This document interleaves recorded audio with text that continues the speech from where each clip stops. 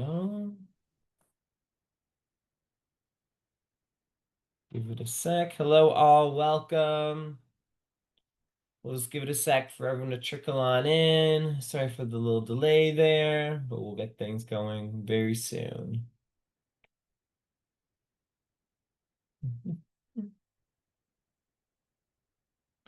Perfect. Okay, I think we're good to get going.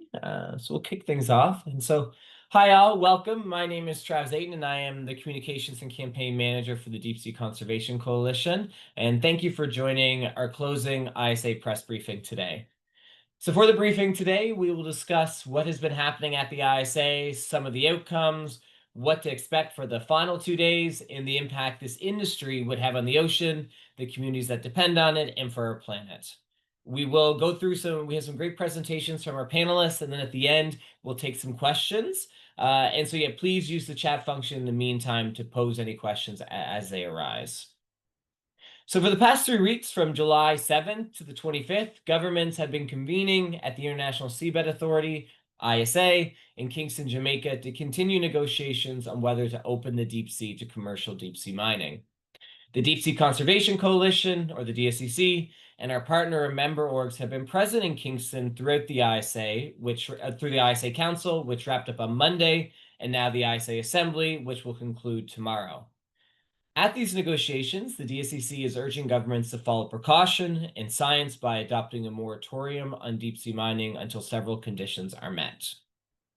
All this is happening while the ISA is meeting at a time when the Metals Company, or TMC, is attempting to bypass the ISA and unilaterally mine the international seabed, a move that has been continuously met with universal condemnation at the ISA by member states. So as the ISA attempts to address whether to allow the exploitation of the deep sea, we're seeing a growing divergence of views between delegations at the ISA, widening scientific and regulatory gaps, including mounting environmental, cultural, economic, and now global ocean governance concerns. At the same time, a growing coalition of countries, now 37, are calling for a moratorium, precautionary pause, or ban on the industry. We're also seeing global businesses, banks, human rights leaders, fishers, surfers, and everyday people coming out and saying no to the industry. And so let's just jump in, and I'll overview our speakers we have lined up for today. So first, we'll hear from Emma Wilson, Policy Officer with the Deep Sea Conservation Coalition, who will cover the outcomes of the 2-week ISA Council. Second, we'll hear from Louisa, Global Project Lead for Greenpeace's Stop Deep Sea Mining campaign, covering updates from the ISA Assembly and what to expect for the remainder of the week and this growing momentum we're seeing from around the world for a moratorium, from the United Nations Ocean Conference to here at the ISA. Third, we'll hear from Alana Smith, Director of the Te Upukaria Society, based in the Cook Islands, and is someone who's on the front lines of deep sea mining. Alana will discuss what deep sea mining would mean from the Pacific from an environmental, economic, and cultural perspective. And all to say, all 3 of these speakers we have were on the ground or currently on the ground in Kingston, Jamaica, participating in the negotiations. And so as I said again, we will take questions at the end. Please use the Q&A function in the meantime to pose your questions as they arise. And so, yeah, we'll hand it over to our first speaker. Emma, over to you.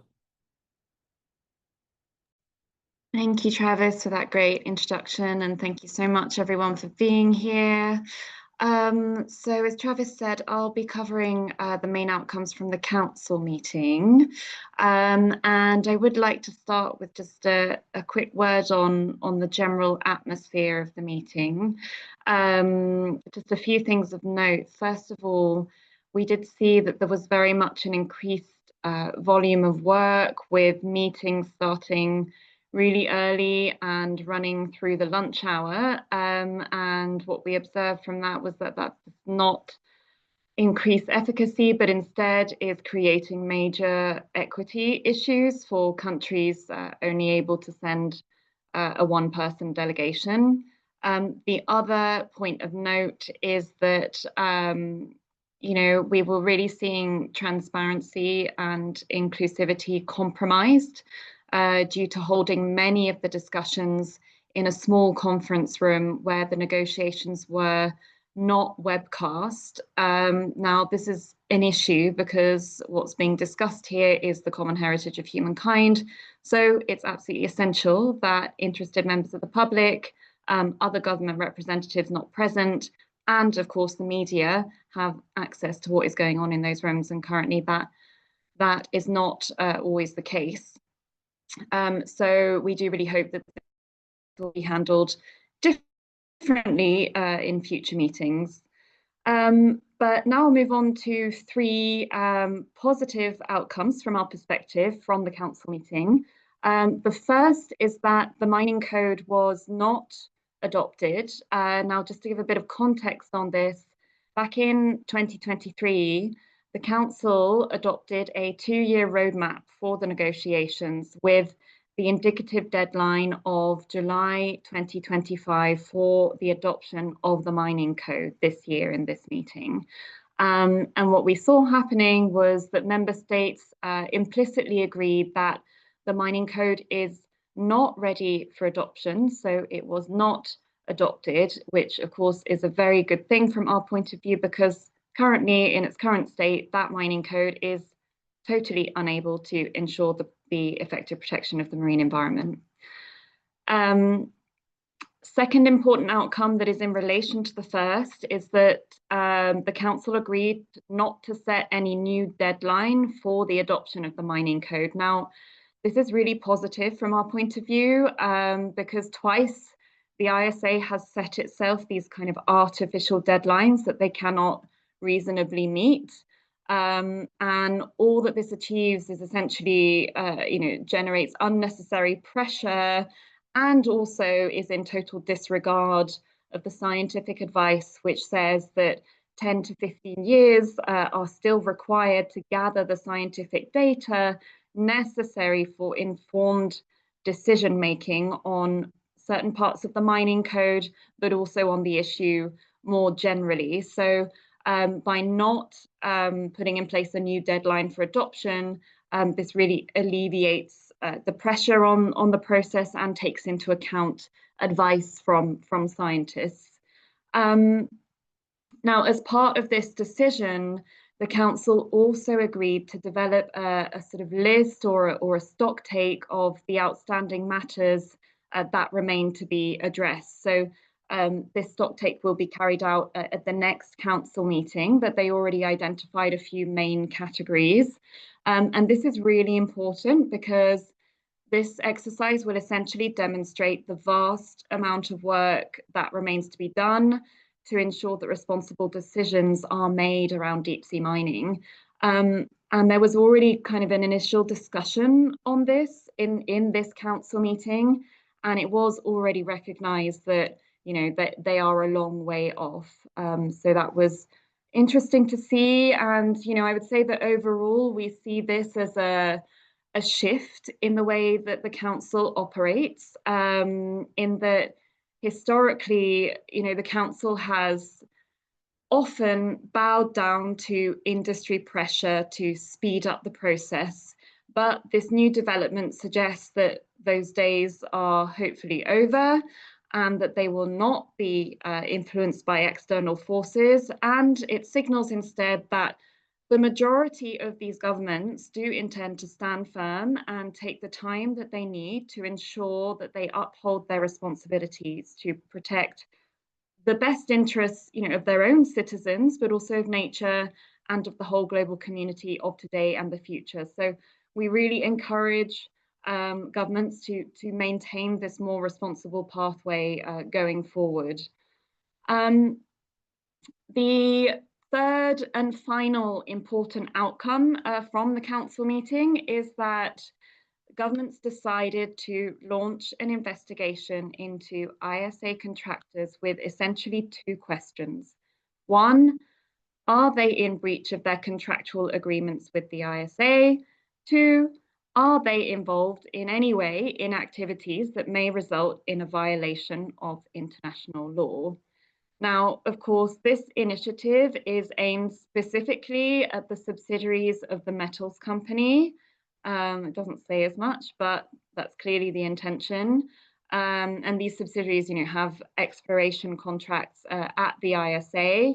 And this comes about in the context of TMC's current attempt to mine the seabed via US channels that are not considered legitimate under international customary law.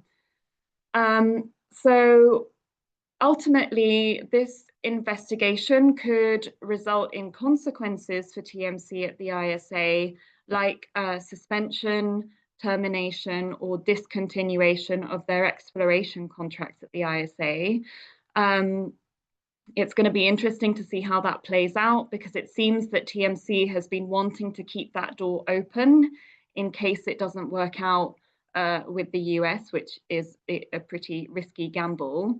And yeah, I mean, in this meeting, it's been interesting to see that TMC is very much trying to have their cake and eat it. There was a TMC representative present at the meetings, and also attempting to attend closed state meetings, private state meetings regarding specifically this investigation, until member states actually insisted that the TMC representative leave the room. So that was an interesting dynamic. So maybe just to close this, I'd just like to stress that this investigation really is a significant step by the ISA, because it sends a signal that any attempts to mine the deep ocean beyond the bounds of international maritime law will not be accepted. And it also acts as a deterrent to any other industry actors who may be considering illegal pathways to mine the deep sea. So all eyes on next year to see how that plays out. And I will leave it there, but looking forward to your questions, and thank you again so much for your interest. Amazing. Thank you so much, Emma, for that great overview on the ISA Council. And yeah, as Emma said, the ISA Council will pick up again in March 2026 when it has another 2-week meeting. And so now we're going to jump to the ISA Assembly with Louisa. And so, we just talked about the ISA Council, which is comprised of 36 member states, and moving to the ISA Assembly, which is considered the supreme organ of the ISA, comprises 169, 170 member states. And so they have a different set of issues and jurisdiction that they cover. And so we're gonna hand over to Louisa to provide an update of where we're at and what we're expecting over the next 2 days with the Assembly. Over to you, Louisa. Thanks, Travis. Hello, everybody. So the ISA Assembly got off to a pretty sort of barnstorming start. We had politicians from France, we had the president of Palau, and we had a minister from Panama all attending and really raising the sort of political tempo of these negotiations with incredibly strong, passionate speeches. I think the presence of the French president's envoy, Olivier Poivre d'Arvor, who was able to speak really frankly to the status quo and what's happening out in the outside world, which is so important to bring into these negotiations. He talked about how mining the seabed is a fool's game at the moment, and the idea that there would be a benefit to humanity from deep sea mining is frankly a lie from these companies. We then saw that some of the framing, very strong pushback on deep sea mining that we'd seen at the UN Ocean Conference just over a month ago was coming in some parts into the negotiations, and some interesting alliances forming really to rebut the threat that the metals company are posing, not just to the health of our oceans, but even to the international legal framework. So the representative from China was also echoing some of the messaging we'd heard from President Macron, from the UN Secretary General Antonio Guterres, by again repeating that the deep sea is not for sale. The deep sea should not become a Wild West. And again, this is framing that we've seen from people like President Lula of Brazil in the last month or so. I think, the presence of the president of Palau, again, really sort of captured attention across the room. And I think, what was really clear from both his statement and Minister Navarro from Panama was this sense of really, really asking for collective action and really framing a moratorium on deep sea mining as a legal barrier to protect the deep ocean from these destructive mining machines. positioning this as not, a dereliction of duty, but actually really stepping up to the political responsibility of what's required in this moment. So, there was some excellent echoes between their speeches. They were talking about things like, we should have a moratorium not out of fear, but out of foresight, not out of weakness, but out of courage. Not out of fear, but of wisdom, were the words of the president of Palau. So I think, we were seeing that sort of start to really resonate across the room. And, I think particularly this sort of urgent threat that countries are feeling now, with the metals company, while they have effectively sidelined themselves out of this process by storming out, very controversially, just a few months ago. And Emma spoke about, the decisions that governments have already taken to show that this kind of action will face consequences, that actually these rogue moves will not go unchecked by the international community. We're still waiting to see that really land in collective agreement here at the ISA Assembly. So a number of strong speeches, but I think what we also need to see is that many of the governments who already support a moratorium or a precautionary pause, or those who have still been speaking about the importance of the environment and are bound by their legal obligations to ensure that deep sea mining does not cause harm to the marine environment, they really need to be stepping up and sharing what is currently that sort of that leadership that is being shouldered by these leaders from the Pacific, from Europe, from Latin America. We know there are many, many more governments who are getting that pressure around the world from their citizens, from businesses, from scientists, from indigenous peoples who are calling on them to really step up and make clear what's becoming apparent around the world, that deep sea mining does not have a future, that this is not a good idea. It is not going to deliver on the benefits that a few CEOs have been talking up, but that actually this takes us down totally the wrong path at this point in history, and there's never been a better opportunity for the international community to come together and actually achieve something that would be a landmark victory for the environment and for defending the rule of law at this very tense geopolitical moment. And I think, again, a message that really came through very strongly from the president of Palau was he talked about that, this has happened before. Multilateral courage has been able to be summoned in the past. We have protected the ozone layer. We have banned nuclear testing, and actually really positioning deep sea mining as this kind of defining moral, political issue of our time. But, as I say, I think we really need to be seeing many more governments who have made strong statements over the past years really show up and be counted, because there are still a number of decisions that are outstanding at this meeting. There's been quite a lot of, particularly in the last day, there was a 30th anniversary celebration of the ISA, so it sort of took us out a little bit of the focus that we really need to see in that political attention to put that legal barrier between mining machines and the deep ocean. A couple of things that are sort of still at play is, can more and more governments who have these positions in support of a moratorium really try and land some concrete progress? What diplomatic efforts are they making to reach out to more governments to speak in favour of environmental protection? And we are seeing that reflected. There was a brilliant statement from Zambia yesterday on the floor in support of developing a general environmental policy, and that was echoed by the Philippines and a number of other states who haven't officially come out and supported a moratorium, but are clearly sort of thinking about what they need to be doing to enhance environmental protection, particularly with the threat of deep sea mining. And there is also an open question about whether governments sign off on a full and thorough review of the International Seabed Authority. Obviously, we've had a change of leadership over the past year, but I think there's still a strong desire to actually really follow through on making sure that the International Seabed Authority is accountable, is transparent, and so we are also seeing calls from across the room for an open and inclusive and a transparent review, which actually is a legal obligation of governments at the ISA, and they are overdue on that. So we hope that that will be signed off. But now we are really in the sort of condensed final 2 days of the ISA Assembly. So still a few things to play for. But I think what is clear is that actually we are starting to see this very strong political leadership from certain corners of the globe entering the negotiations. What it needs to do is really be joined by a growing chorus of political leaders responding to the pressure that they are facing across the world to stand up for international law, to draw that line in the sand, and to really respond to the planetary crisis by not signing off on what would be an irreversibly destructive industry. Amazing. Thank you so much, Louise, for that great update of the ISA Assembly, and kind of alluding to that, there's still lots to discuss over the next 2 days.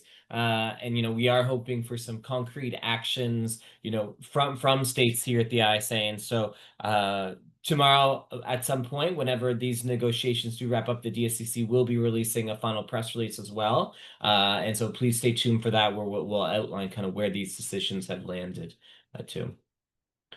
So we're now going to move along to our third and final speaker, Alana Smith with the Te Ipukurea Society in the Cook Islands. And as I said, Alana is somewhat on the front lines of deep sea mining coming from the Pacific. If the ISA does greenlight mining, the first place it will happen is in the Clarington-Clipperton zone, right dead in the middle of the Pacific. And as well, the Cook Islands is also advancing potentially deep sea mining within their national waters. And so Alana is someone that comes with a lot of experience and knowledge on this issue, and kind of how this industry will impact Pacific Islanders and in return the rest of the world. And so over to you, Alana. Thanks so much.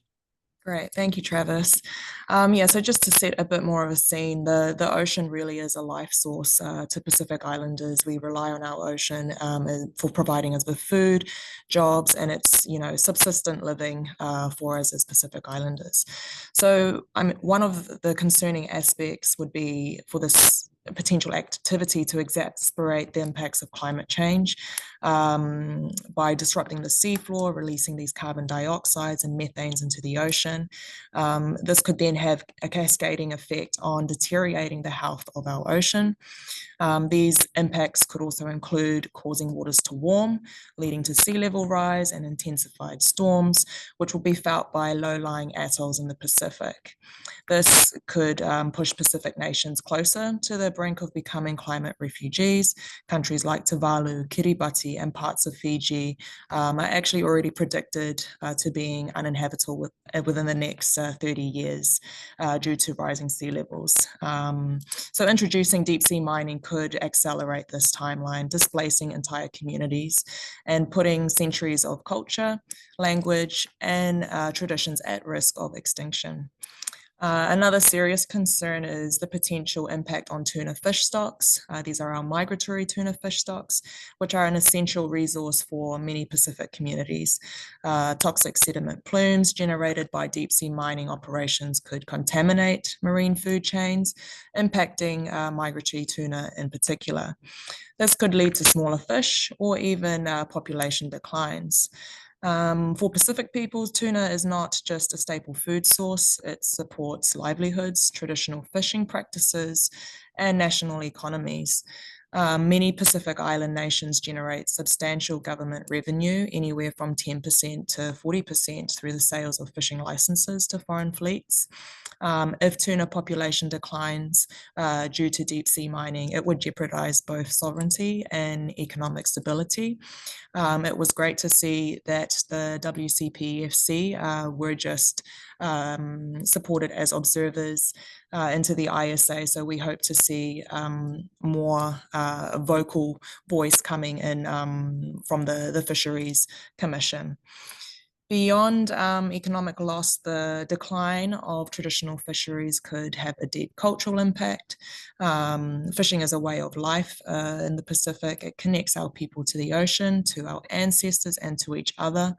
If tuna becomes less accessible or unsafe to eat, Pacific communities may increasingly turn to imported fish like canned tuna. This shifts more than just a change in our diet, but it reflects a broader move towards dependency on imported goods and a distancing from traditional practices. So over time, this disconnection from the ocean could erode our cultural identity and stewardship values. When people stop interacting with the ocean as a source of sustenance and spiritual connection, they may no longer feel compelled to protect it. So the loss of culture continuity would be yet another tragic consequence of prioritizing extractive industries over sustainable practices. Tourism is another area that could severely be affected for nations such as the Cook Islands, who have national deep sea mining interest and whose current #1 economic driver is tourism. The presence of deep sea mining could damage the image of the Cook Islands being as a pristine island paradise. Tourists may begin to associate the Cook Islands with environmental destruction and choose alternative destinations that appear more committed to conservation and sustainable development. The long-term economic fallout from such a shift could outweigh any short-term financial gains from deep-sea mining. So to summarize, the two most significant environmental risks posed by deep-sea mining in the Pacific are the impacts on climate change and tuna fish stocks. These in turn have far-reaching implications for our economies and cultures, disrupting marine ecosystems, undermining the very foundations of Pacific life, our food systems, our traditions, and our ability to live sustainably in our islands. The Pacific has long been guardians of vast ocean spaces, and it's time that our voices from the Pacific community are really heard and respected in these global decisions when regarding the future of our ocean. And to those from the Pacific who have not yet supported a moratorium on commercial mining, I would ask, whether the short-term profits are worth the long-term losses we face as Pacific peoples as a whole. Thanks, Travis. Amazing. Thank you so much, Alana, and for your advocacy and, coming all the way from the Cook Islands to Jamaica, to make the case that a moratorium is desperately needed. The irreversible and permanent impacts we hear from scientists about deep sea mining cannot be ignored. And, we do need to examine the short-term versus long-term benefits. They just do not add up for the industry. And so now we are going to jump to the Q&A portion. And so we're very happy to answer any questions folks may have for us. And so please feel free to use that, and we will start working our way through them. I see some coming in right now. And so the way this will work is, we'll field some questions to the panelists. Of course, all three of you are very happy to answer them as well as they come in. And so let's just jump right on in with the first one. And so, does a moratorium stop TMC or the US from mining unilaterally? And I think, I may hand that one to Emma first, if that's okay. And then open it up to the rest of you too. Thanks, Travis, and thank you so much for the question. So what a moratorium would achieve in terms of what TMC is doing via the US is that in the current, it's very complex, but in the current situation, TMC is already pushing a major world power, the US, towards a breach of international law. This has been universally condemned by the international community and particularly by China. So interesting to see that geopolitical element coming in there.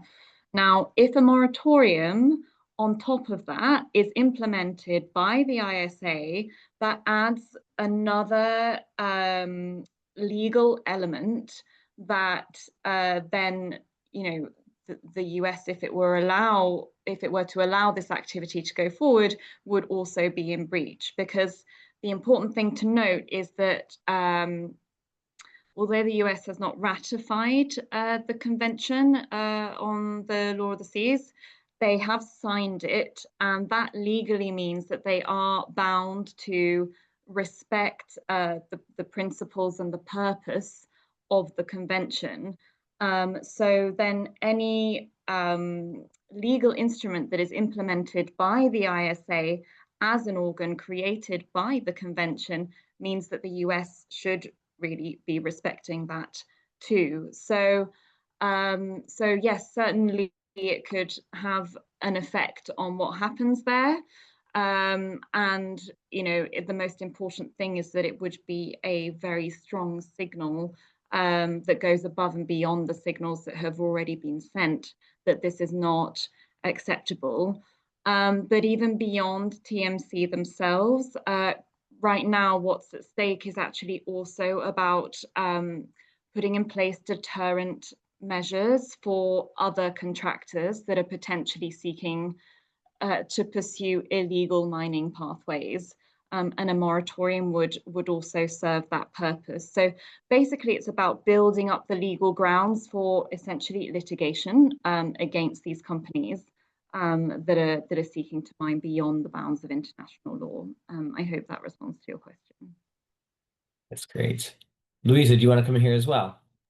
Yeah, I think just to add, you know, an international moratorium really raises the stakes, as Emma outlined. And I think, you know, as well as raising the legal risks for the metals company or any other company who would choose to go down this path. And I think, you know, looking at the existing condemnation and how widespread that is, that would be, you know, an incredibly risky and foolhardy move for any company to choose to follow. I think, you know, as well as those legal risks, it really increases the political risks, and it, you know, potentially also impacts the international supply chain. What we know is that the metals company was planning on having a very global supply chain. You know, they do not have a mining machine or a mining ship themselves. That is provided to them by a company that is registered in Switzerland with significant operations in the Netherlands. In terms of processing, their preferred partners are in Japan, potentially Korea or Indonesia. These are all states that are part of the law of the sea, that have ratified the law of the sea, and they have existing legal obligations to make sure that unilateral mining cannot go ahead. And so those governments do already have legal obligations to stop their companies or residents, you know, people within their jurisdiction, from participating and enabling this mining. A moratorium would increase that commitment of the international community.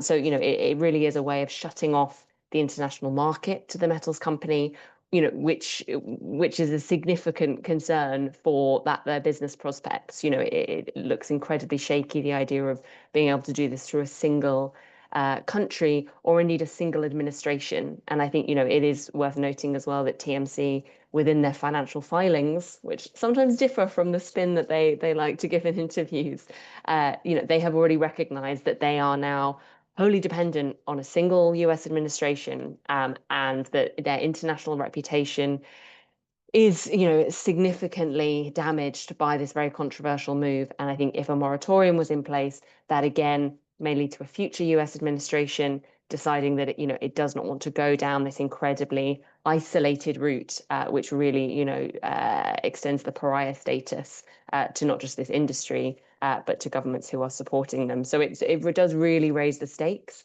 And, you know, we know that many governments whose companies may, you know, have existing relationships with TMC, they're already looking at legal advice. There are already political debates, for example, in the Netherlands or in Switzerland. So this is already something that is causing material concern for the future viability of the metals company. Amazing. Yeah, hopefully I think that's a great comprehensive overview of that question, you know, why a moratorium is very helpful stopping TMC in the US from this unilateral mining. Jumping to the next question I see in the chat here as well, which I think is an interesting one. What oversight, if any, exists in the Clarington-Clipperton zone to ensure that deep sea mining hasn't actually started?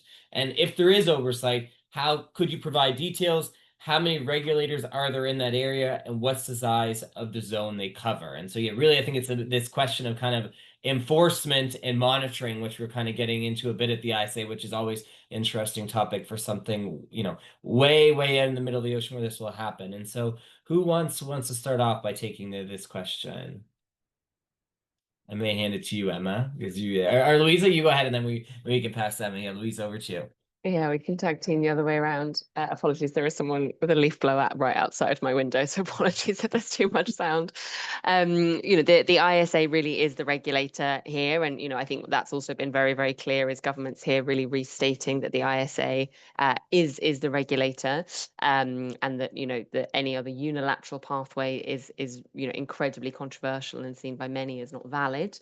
In terms of compliance mechanisms at the moment, the ISA does have this oversight. It requires contractors and the sponsoring states, so the governments who sponsor and sort of are seen as the sort of guardians or stewards of making sure that the law is followed. They have to report on what's going on, and this is where issues of non-compliance do come up. And I think particularly this investigation that states have called for into the metals companies' subsidiaries who have existing contracts, that's a sign of this kind of thing working well, that actually there are these mechanisms, and that because governments have to be a sponsoring state, that's a kind of backstop to make sure companies can't go totally rogue. It's also possible, of course, to use the tools for marine sort of mapping, things like marine traffic, to be looking out at what ships are out in the Clarion-Clipperton zone. If you have a look, it's pretty empty. There are not many ships out there. But I think, we do have some cautionary tales from in national waters, for example, in Papua New Guinea in the last year, where many of the community groups who have successfully pushed back on deep sea mining and have managed to sort of push out one of the companies who went bankrupt as a result of the continued delays and public pressure. They did send a ship out last year, and actually, this caused, again, a lot of political consternation, debates within different ministries over was there adequate oversight. And I think, again, was a real sign that, the companies involved in this industry will try and find every loophole. They will try and find every workaround. So that's why it's incredibly important that we have this really clear political decision not to allow this industry to start, and really focus all the efforts that we can onto making sure that harm is not done to the marine environment. Emma, I don't know if you want to add any more. Sure. Yeah. Thanks, Louisa, and thank you so much, Danica, for the question. It's a great question. So maybe just to respond to the last part of that question in terms of the size of the zone that would be covered. So based on the mining sites that have been designated in the Clarion-Clipperton zone, the impact zone is estimated to be approximately the size of Europe in that area alone. But I would specify that we tend to focus our attention very much on the Clarion-Clipperton zone, but there are multiple other zones throughout the world that have been identified as potential mining sites if this operation were to take off. So we are talking about vast swathes of the seabed. And to the first part of your question in terms of oversight, that is kind of a central issue here. And particularly coming back to the mining code that is under negotiation currently at the ISA, one of the huge issues is that you can have the strongest mining code you like, but if you can't actually implement it, and if the regulator can't actually regulate, then it serves absolutely no purpose. And all it would achieve essentially would be opening the gates to this industry going ahead, likely with very little oversight. Why with very little oversight? Because from a technical and financial perspective, it would be incredibly difficult to actually effectively monitor the activities out there in the high seas. We're talking about an activity that has not been tried and tested, that is taking place hundreds of kilometers out at sea and several kilometers deep. So, there are real questions around, okay, it's one thing having inspectors on the ship, but how to actually monitor what's happening 5 kilometers down on the seafloor in hostile conditions on a regular basis, and also bearing in mind that these mining contracts would be granted for very long periods of time, so between 30 and 60 years. So of course there would need to be an assurance that the monitoring and that oversight can actually be maintained throughout that very long period of time. And we don't know what our world is going to look like in 30 years' time. We don't know what our world is going to look like in 60 years' time. We have no idea what will be the capabilities of our international structures to actually do their jobs as regulators. So, this is really a key question. Of course, this oversight role that the ISA is supposed to have for any activities happening in the high seas and on the deep sea floor would require a massive amount of budget. Where does that budget come from? That would have to come from the member states of the International Seabed Authority. Where do the member states of the International Seabed Authority get that budget from? Taxpayers' money. So we're talking about a massive amount of money to achieve something that is technically incredibly difficult. And of course, for us, this is another reason why a moratorium is just absolutely essential, because currently there can be no confidence that the ISA as a regulator is actually capable of doing its job and doing this job specifically. Amazing. Yeah. Thank you both for that very comprehensive answer as well. And yeah, I think it just highlights some of the major and fundamental issues that still, exist and the major concerns with this industry if it is permitted to proceed. Thank you. So now we're going to jump to the next question. I think let's jump to this one. So are minerals necessary for electric vehicles, etc. now? And so, I think it's kind of, we hear this messaging from the mining companies, we need these metals for the green transition. And so is that's still the case, I think, with what we're getting at with this question?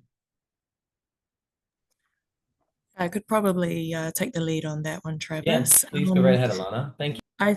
I would, one of the areas we speak to back at home with our local communities is that the need for these metals for the green transition is not there anymore. The technology is improving so quickly that it is starting to move away from the mine metals to phosphate ions, as an example, which are more accessible on land. But one area that is concerning, which the mined metals could be used for, is this area of military for weapons and warcraft. So are these, industries that we actually want to be supporting, especially in the Cook Islands, if the Cook Islands was to get into mining? So just making that more aware to our communities, because right now that narrative is really being told that this will help with the transition to green tech. Which would be great for the Pacific, less fossil fuels, etc. But there's now this underlying concern of, well, actually it could be supporting war.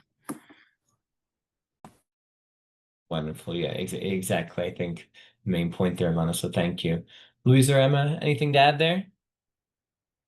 Maybe just a quick line that, there are no electric vehicle producers or battery producers who've said there is a need for deep sea mining. Indeed, many global brands and household names have said they would not source from the deep sea because of the environmental risks and not wanting to be associated with this. So I think, we have seen that as a line that is being pushed by the deep sea mining industry, but clean energy industries have been very quick to distance themselves. And as Alana says, I think actually what's interesting is particularly the metals company are now being more forthright that actually, they see, they're really positioning their potential future demand in the defense sectors rather than even clean energy in an attempt to gain support from President Trump. Yeah, Emma, over to you too. Yeah, well, Alana and Louisa covered this really well, but I think just one final point on this very concerning aspect around the potential use of these minerals for defence and weapons purposes is that it is specified in the convention that the minerals sitting on the deep seabed floor should only be used for peaceful purposes if they're used at all. So of course, if they are then used for defence and weapons, that goes directly against international law once again. Yeah, a great point to remember as well. Okay, I think we have two final questions here. If there are more, please put them in the chat. But do you have any more details about the investigation into the TMC contractors? And so I think the ISA has initiated. There's been a decision to investigate. But is there more? Do you have more information? Emma, maybe I'll give it to you if there is anything more to add. Sure. Yeah, that's a great question. Thank you. At this point, no, there's not really any more information. But what the instruction was essentially was for the Legal and Technical Commission of the ISA and also the ISA Secretariat to develop the structure of an investigation into these contractors. So I think in the coming months, we'll see more information about what that investigation exactly is going to look like. But as I said previously, it's essentially exploring these two questions. One is, are these contractors in breach of their contractual agreements with the International Seabed Authority? And two, are these contractors also moving towards a breach of international law? So those are the two kind of key points to be explored. And I think we'll have more details in the coming months. But I suppose just one key thing to highlight is that currently the information around the metals company's application via the US channels is actually very vague. Like, we don't even have full certainty on the contract areas that are being targeted by that application. It looks a lot like it's the same contract areas that the TMC subsidiaries hold at the ISA, which therefore infers that maybe like data has been used from those ISA contracts for then this illegal pathway via the US. So that's a key point that would need to be explored and clarified.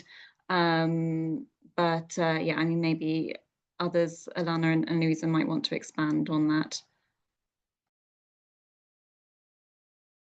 I think that was a great answer, Emma. Thank you. Okay, we got, I think, one final question here, which I think is maybe a great one to close on, actually. And so, what needs to happen to achieve a moratorium? Which is a great one. And who, maybe I will, Alana, yeah, please go ahead and kick us off.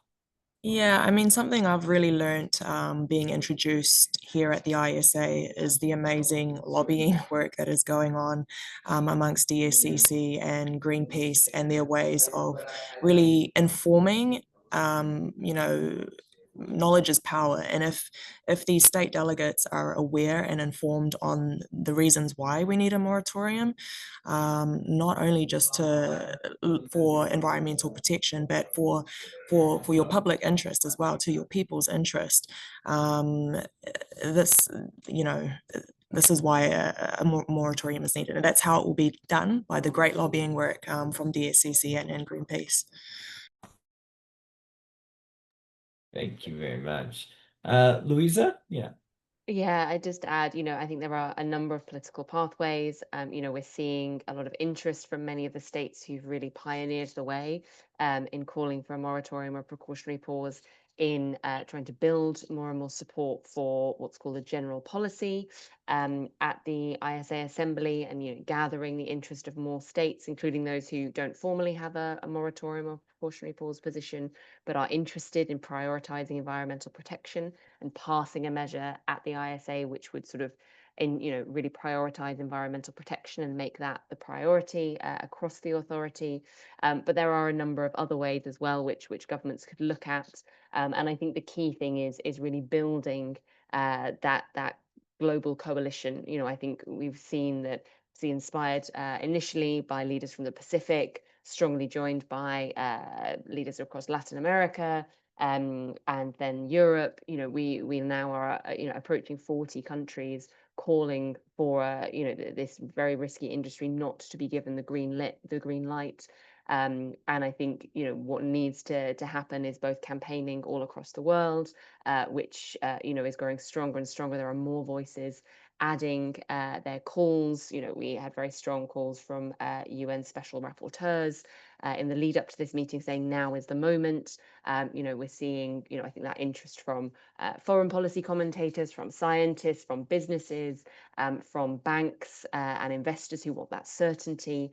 But I think, we're also seeing, as Alana alluded to, not just the environmental reasons really underlying this, but also these fundamental questions of, can deep sea mining live up to what was supposed to be promised to states? And I think what we started to see in this meeting is actually, with the, given that TMC have sort of exited themselves from this process, that actually some of the fundamental questions are now coming to the fore. There was a delegate from Costa Rica who made a point last week saying, actually, the whole reason that we're even talking about deep sea mining is because decades ago, there was, the potential for it to bring economic benefit. And that's not looking like it's going to be delivered. So doesn't that raise the question of why we would even be considering this? Because again, governments have those legal obligations only to approve deep sea mining and only to give it international approval if they can show that they can still protect the marine environment effectively from harmful effects and that it can deliver benefits to humankind. So these are high criteria to meet. And I think everything that we've learned about deep sea mining in the intervening decades is showing that it's falling far short of those high bars, and actually sort of that, that really empowers many governments to say this isn't living up to what we had perhaps hoped for many decades ago. We are discovering that actually it's not worth it, it's far too risky, and this is a decision that we really can't afford to take.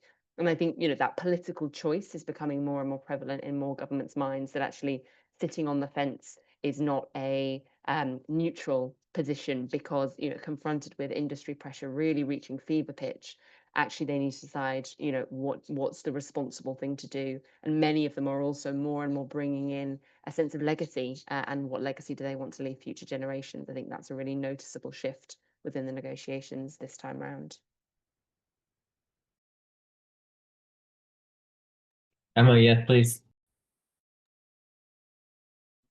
Yeah, thanks, Travis. I mean, I think those were really comprehensive responses. But I would just flag that the moratorium call is grounded in science, law, and economics.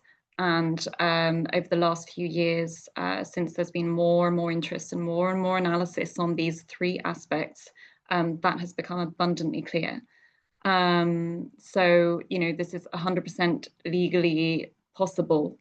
And it's really just about getting the political will behind it. And, I think there's something in the governments in that room recognizing that this kind of thing has happened before in the space of international law, and it can absolutely happen again, and it must happen again with deep sea mining. And Louisa earlier in this conversation presented a number of examples, strong examples that we really do hope that the International Seabed Authority will follow.